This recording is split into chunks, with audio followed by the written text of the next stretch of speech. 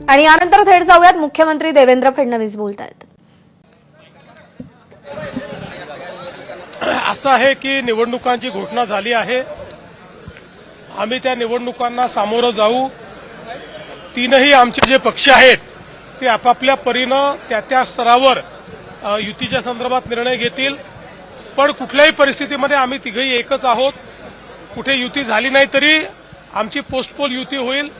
त्यामुळे मला असं वाटतं की या नगरपालिकेच्या निवडणुकीत महाराष्ट्राची जनता मोठ्या प्रमाणात आमच्या महायुतीलाच कौल देईल।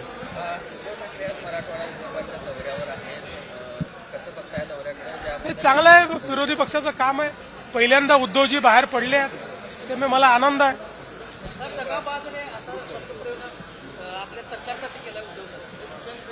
उद्धव ठाकरे टोमणे मारण्याच्या पलीकडे काहीच करू शकत नाहीत।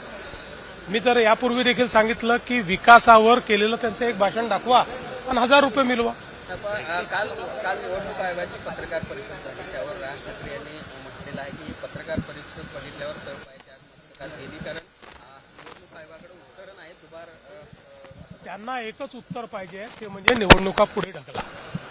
त्यांना दुसरं कुठलंही उत्तर अपेक्षित नाही आणि सुप्रीम कोर्टाच्या आदेशामुळे निवडणुका पुढे जाऊ शकत नाही।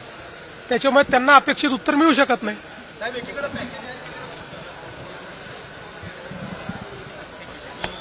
तर मुख्यमंत्री देवेंद्र फडणवीस यांनी उद्धव ठाकरेंवर टीका केली आहे। उद्धव ठाकरे टोमणे मारण्याव्यतिरिक्त काहीही करू शकत नाहीत असं देवेंद्र फडणवीस म्हणालेत। कोणत्याही परिस्थितीत आम्ही तिघं एकत्र आहोत असंही फडणवीसांनी सांगितलेलं आहे।